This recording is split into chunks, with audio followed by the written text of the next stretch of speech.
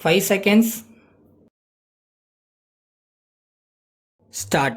மாண்புமிகு துணைத் தலைவர் அவர்களே, இந்த ஆண்டு வரவு செலவு திட்டத்தை முழு மனதோடு ஆதரிக்கும் முறையில் என் கருத்துக்கள் சிலவற்றை சொல்ல விரும்புகிறேன். இவ்வாண்டு சமர்ப்பிக்கப்பட்டுள்ள வரவு செலவு திட்டம் எதிர்காலத்தில் ஏழைகளுக்கு நல்ல வழிவகைகள் வகுக்கும் திட்டமாகவும் மக்களுக்கு பொறுப்பு உணர்ச்சியை எடுத்துரைக்கும் திட்டமாகவும் இருக்கிறது. இந்த நாட்டின் ஆசிரியர்களின் குறைகளையும் காவலர்களின் குறைகளையும் உடனடியாக கவனிக்க வேண்டும். காரணம், நாட்டு மக்களின் அறிவு வளர்ச்சிக்கும் சத்திய நெறிக்கும் நாணய வாழ்க்கைக்கும் நீதியை காக்கவும் முக்கிய பொறுப்புள்ள ஆசிரியர்களுக்கும் காவலர்களுக்கும் பொருளாதாரத்தில் வசதி செய்து தர வேண்டுமென்று மிகவும் தாழ்மையுடன் கேட்டுக்கொள்கிறேன். ஆசிரியர்களுக்கும் காவலர்களுக்கும் அவசியம் ஊதிய உயர்வினாலோ வேறு விதமாகவோ அவர்களின் பொருளாதார முன்னேற்றத்திற்கு வழி செய்ய வேண்டுகிறேன். இது அரசின் நிர்வாகத்திற்கு மிகவும் அவசியம் எனவும் வற்புறுத்துகிறேன். தவிர தொழிலாளர்களின் நிலைமை அரசை பொறுத்தவரையில் அனுதாபத்துக்கு உரியதாக இருந்து வருவதோடு பல நன்மை பயக்கும் சட்டம் செய்வதையும் பாராட்டுகிறேன். ஆனால் தொழிற்சாலை முதலாளிகள் எங்கு பார்த்தாலும் ஆள் குறைப்பு திட்டம் கொண்டு வந்து வேலை இல்லாத நிலைமையை உண்டாக்கி வருகிறார்கள். இது விஷயத்தில் தொழிலாளர்கள் மிகவும் பரிதாபத்துக்குரிய நிலைமையில் இருந்து வருகிறார்கள். ஆகையால் இதில் அரசு தலையிட்டு நியாயமான குறையை கண்டு ஆவண செய்ய கோருகிறேன். கிராமங்களில் வேலையில்லா திண்டாட்டத்தை போக்க கிராமங்களில் இருக்கும் புறம்போக்கு நிலங்களை ஏழை விவசாய மக்களுக்கு கொடுத்து கூட்டுறவு முறையில் பயிர் செய்தால் வேலையில்லா திண்டாட்டத்தை போக்குவதோடு உற்பத்தியையும் பெருக்க வசதி ஏற்படும் என்று கூற விரும்புகிறேன்.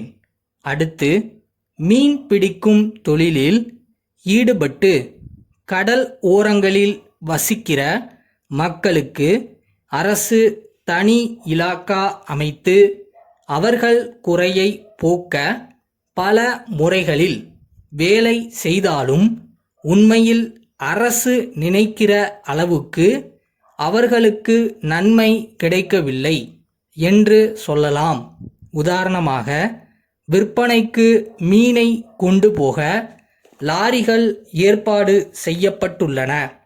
ஆனால் இதன் மேற்பார்வையை அந்த சமூகத்தில் இருப்பவர்களுக்கோ அந்த சமூகத்தினரால் நடத்தப்படுகிற கூட்டுறவு சங்கங்களுக்கோதான் கொடுக்க வேண்டும் என்ற நிபந்தனை இல்லாததால் தனிப்பட்டவர்கள் கூட இதை நடத்துகிறார்கள்.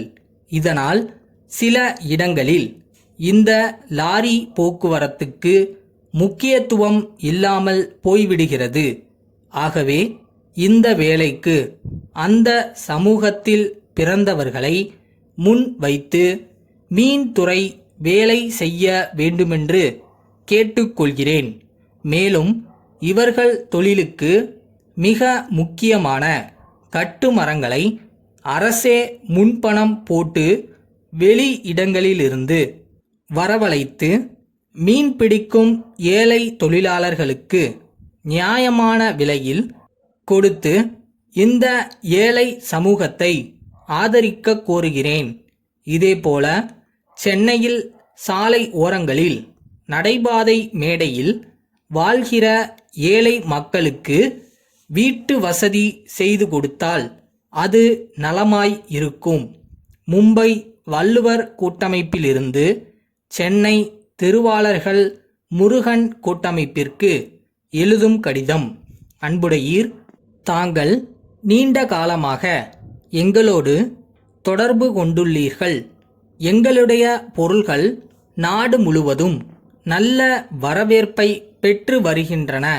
இது எங்களுக்கு மிகுந்த உற்சாகத்தை ஏற்படுத்தியுள்ளது.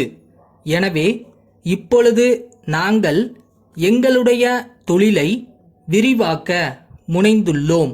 அதற்காக சில நவீன கருவிகளை வாங்க வேண்டிய அவசியம் ஏற்பட்டுள்ளது. அவைகளை வாங்கி நிறுவுவதற்கு சிறிது காலம் ஆகலாம். அதனால் இடைக்காலத்தில் இப்பொழுது உள்ள உற்பத்தி திறனுக்கு தடை ஏற்படக்கூடிய வாய்ப்பு உள்ளது. ஆகையால் கோரியுள்ள பொருள்களை அனுப்புவதில் கொஞ்சம் காலதாமதம் ஏற்படக்கூடும்.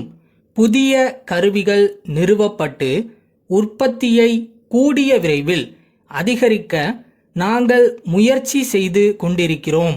வாடிக்கையாளர்களுடைய கோரிக்கைகளையும் தேவைகளையும் பூர்த்தி செய்ய நாங்கள் ஆவண செய்து வருகிறோம். தற்போது உள்ள காலதாமதத்திற்கு வருந்துகிறோம். இதனால் தங்களுக்கு ஏற்படக்கூடிய சிரமத்தினை பொருட்படுத்தாமல் எங்களுக்கு தங்கள் ஆதரவை தொடர்ந்து அளித்து வருவீர்கள் என்று நம்புகின்றோம். தங்கள் நம்பிக்கையுள்ள